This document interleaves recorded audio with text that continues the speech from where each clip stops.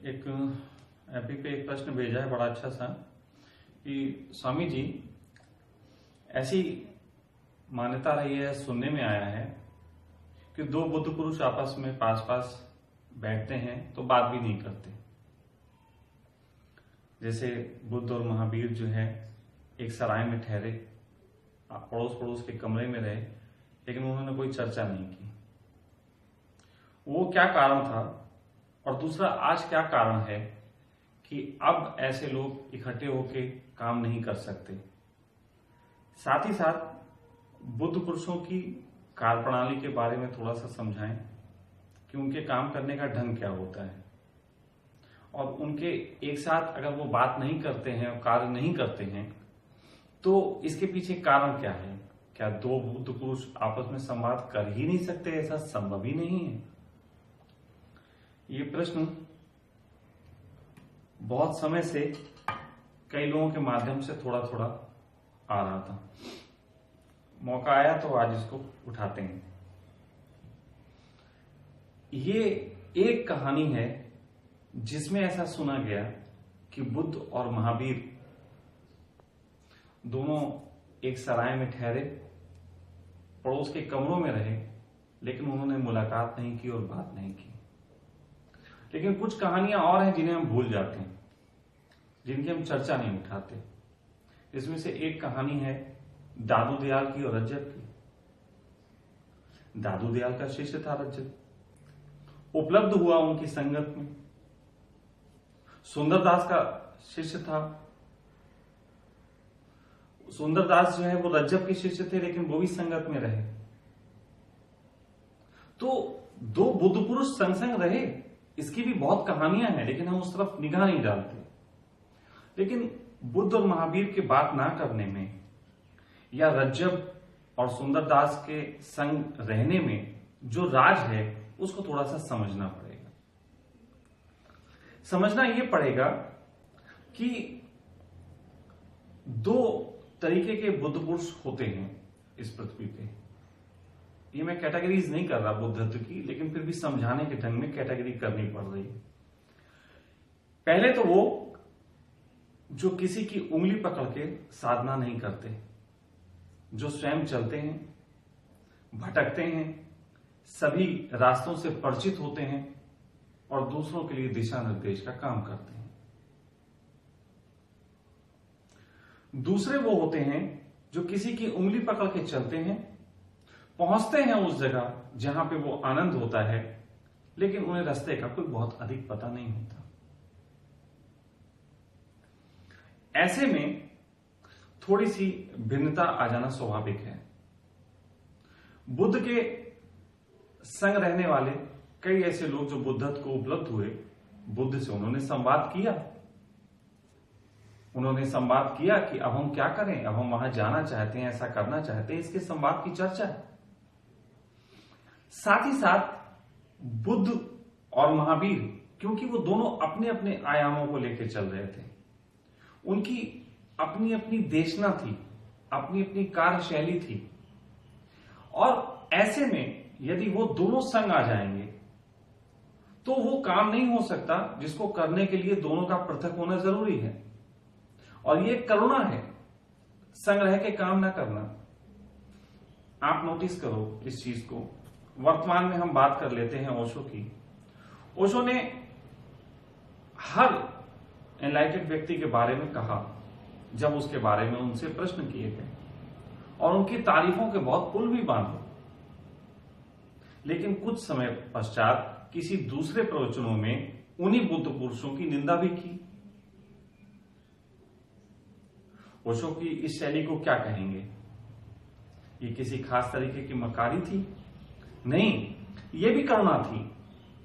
ये करुणा ऐसी थी कि यदि उन्होंने बुद्ध को विशिष्ट बताया तो तुम बुद्ध की ही किताबें पकड़ के बैठ जाओगे, और वो तुम्हारे अनुभव में नहीं गुजरेंगी, क्योंकि बुद्ध उनको खोलने के लिए अब जीवित नहीं है। तो ऐसे में वो हर एक की प्रशंसा करके तुम्हारे अंदर से एक प्यास पैदा करते हैं लेकिन जल्द ही वो उस प्लेटफॉर्म को खींच लेते थे जिस पे तुम खड़े रह सको। यही कारण था कि बुद्ध और महावीर दोनों अलग रह के जो है काम करना बेहतर समझ रहे थे। अगर दो अलग अलग धाराओं वाले लोग एक ही जगह खड़े हो जाएं, तो एक छोटी सी कहानी है, कहीं पे मैंने सुनी थी, वो यहां सिद्ध हो जाएगी।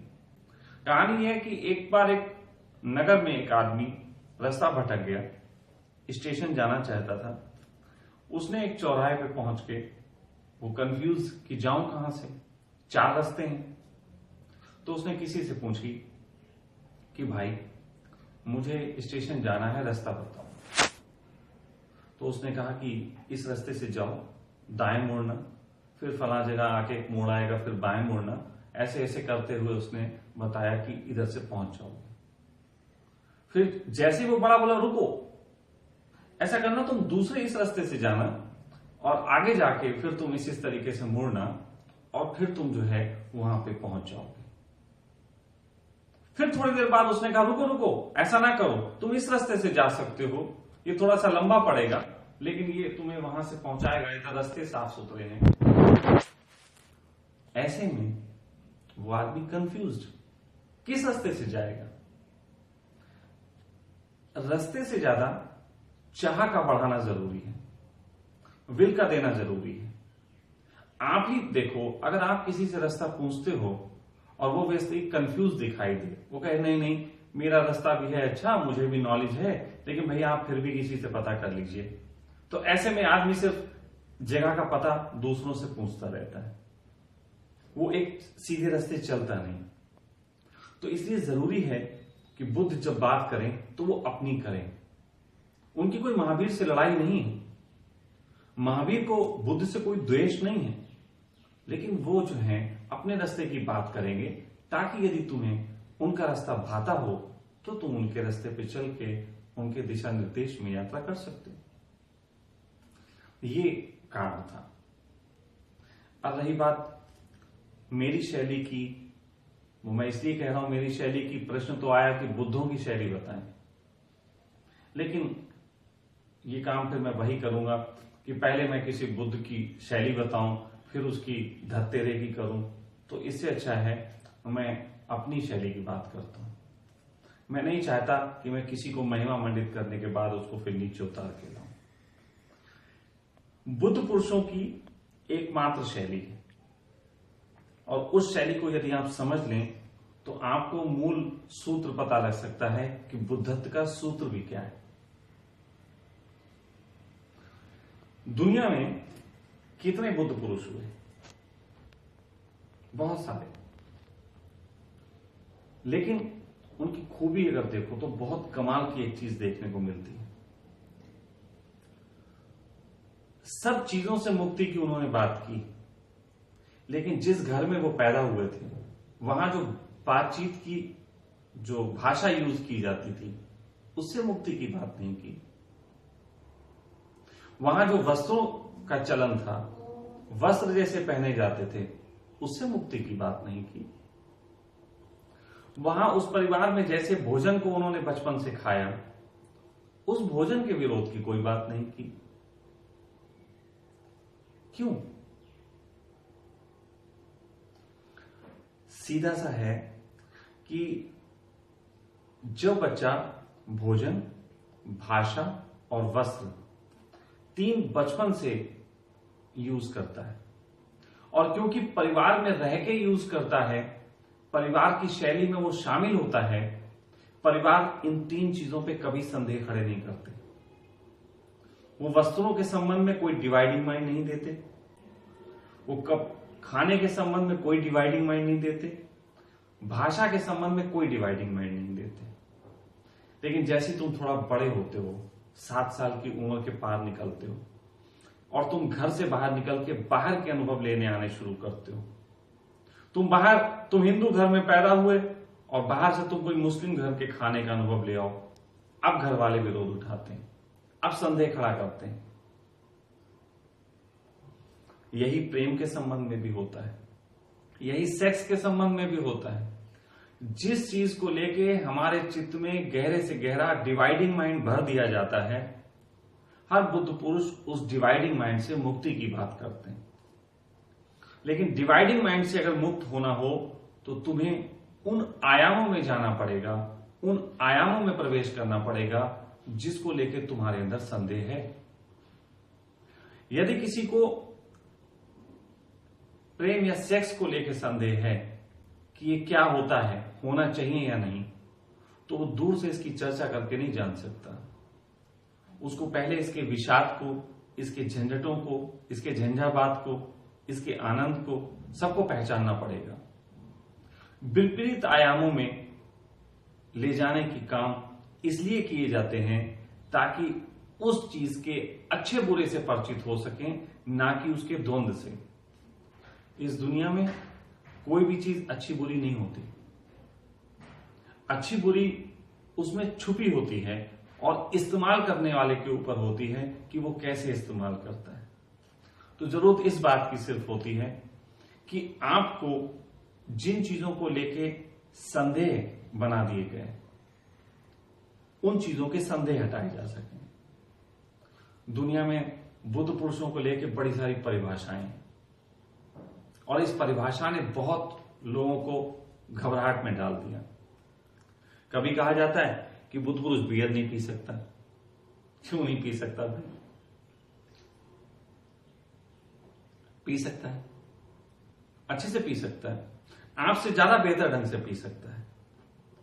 मेरे काम की बात करो तो मेरा काम थोड़ा थोड़ा बिग बॉस जैसा है। आजकल बिग बॉस आता है, आप भी देखते हो, मैं भी देखता हूं। क्या बुद्ध पुरुष बिग बॉस नहीं देख सकते? लेकिन बिग बॉस में जो चीज मेन दिखाई जाती है उस चीज को समझना पड़ेगा। आप लोगों को बिग बॉस में लगते होंगे मेन मंदना खूबसूरत है, किसी को कीत अच्छा लगता होगा, किसी को और लोग अच्छे लगते होंगे। मुझे बिग बॉस में सिर्फ एक चीज अच्छी लगती है, तुमने जिन लोगों को शिखरों पे बैठाल के अपने को निंदनीय बना रखा है, अपने को छोटा बना रखा है, बिग बॉस में उन सब की औकात दिखाई जाती है, उन सबको छोटा बताया जाता है।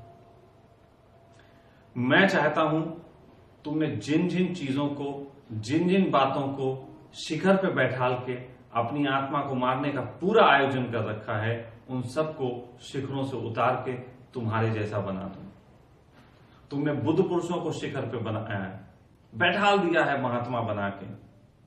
मेरे पास अभी एक आदमी, मैंने पहले भी बोला है, एक बार एक आदमी आया और उसने कहा स्वामी जी मैं कृष्ण की झांकी सजाना चाहता हूं।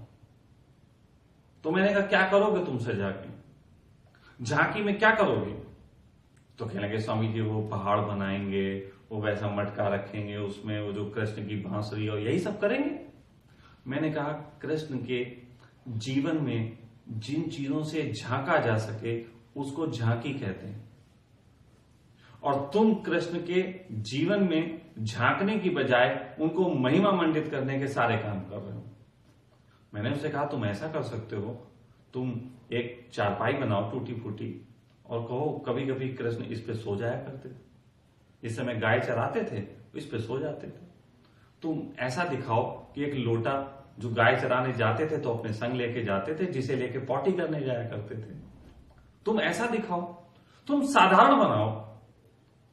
बांसुरी साधारण है, कोई भी बजा सकता है, कृष्ण ने भी बजाई, लेकिन तुमने बांसुरी को महिमा मंडित कर दिया, इसलिए बांसुरी साधारण नहीं रही। तो मेरे काम की अगर बात करें, मैं वो सारी चीजें करना चाहता हूं जिन चीजों के कारण तुमने बुद्ध पुरुषों को ऐसे महिमा मंडित में बांध दिया कि वो ये नहीं कर सकते, वो नहीं करते, वो ऐसा जीते हैं, वो वैसा जीते हैं। सबके पास अपनी अपनी परिभाषा है और वो परिभाषा खास बात है कि तुम पे उतरती नहीं है, तुम उसे उतारने के लिए पागल रहते हो। जैसे एक साइंस का स्टूडेंट जो अच्छे खासे छोटे मोटे आविष्कार करके इस जगत को कुछ दान दे सकता है और बहुत अच्छे से खुद का जीवन भी जी सकता है, लेकिन वो इस चक्कर में पड़ जाए कि टाइम मशीन बनानी, हो गया पागल, बिल्कुल पागल हो गया। क्योंकि मैं ये नहीं कह रहा कि टाइम मशीन हो नहीं सकती, मैं ये कह रहा हूं कि अभी उस मंजिल तक की बीच की सीढ़ियां नहीं है। इसलिए जरूरत से ज्यादा अगर हम टू मच बात करेंगे तो हमको दिक्कत हो जाएगी।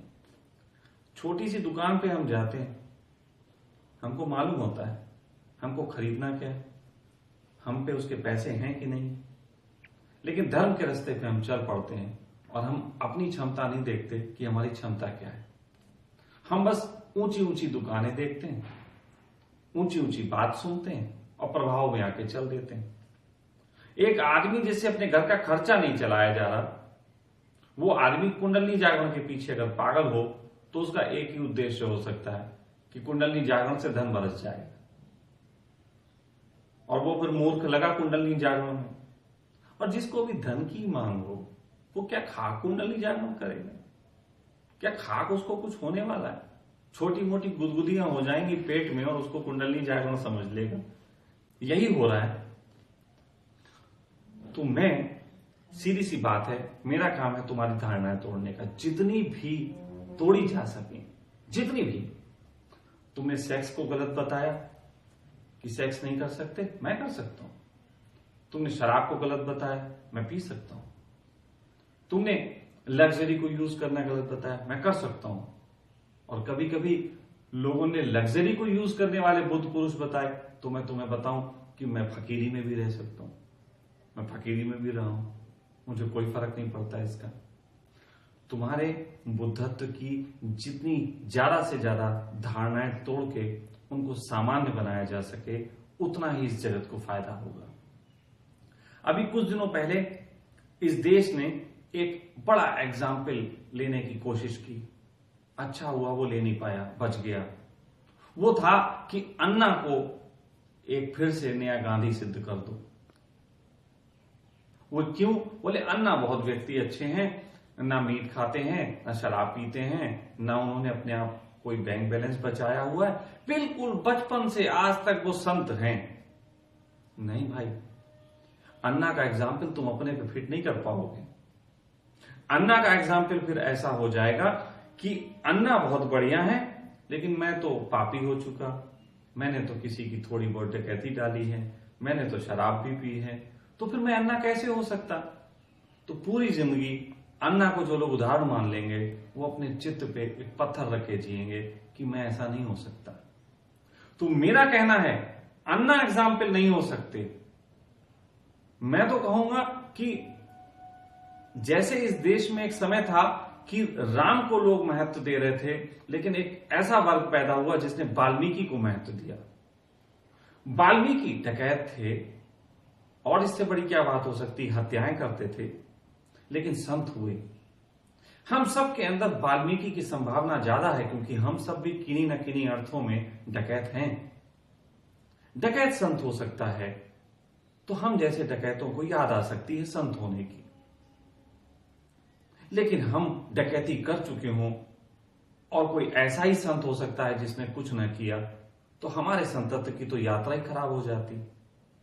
मैं तो सीधी सी बात कहता हूं, मैं पूरी दुष्टता करके तुम्हारे सामने आनंदित होकर जीना दिखाना चाहता हूं। दो तुम मुझे सूली देना चाहो, बिल्कुल शौक से देना, और तुम्हें बता रहा हूं मैं भी वैसे ही चढ़ जाऊंगा जैसे जीसस चढ़े थे, इसमें रत्ती भर संदेह नहीं है। लेकिन मैं तुम्हारी धारणाएं तोड़ने का पूरा काम करूंगा। तुम्हारी धारणा यह भी हो सकती है कि ये आदमी शराब पीता है, बिल्कुल होगी। मैं तुम्हारी धारणाएं भी तोड़ूंगा। जो लोग कहते हैं मैं शराब पीता हूं, उनकी धारणाएं भी टूटेंगी, और जो लोग कहते हैं नहीं पी सकता, उनकी धारणाएं भी तोड़ेंगे। तो बस मेरा काम सिर्फ एक है, तुम्हारी वो धारणाएं तोड़ दें जिससे तुम्हारे अंदर डिवाइडिंग माइंड का जन्म होता है। तुम्हारा डिवाइडिंग माइंड गिरेगा, तुम्हारी उपलब्धि है।